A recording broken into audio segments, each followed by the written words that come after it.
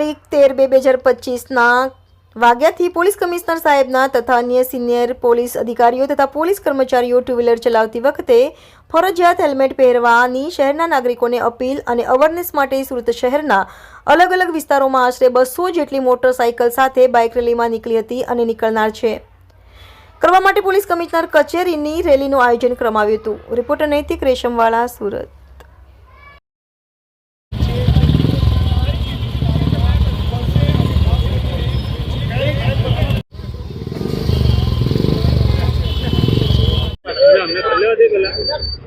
નથી આપવાના કે પહેરવાના જ નથી।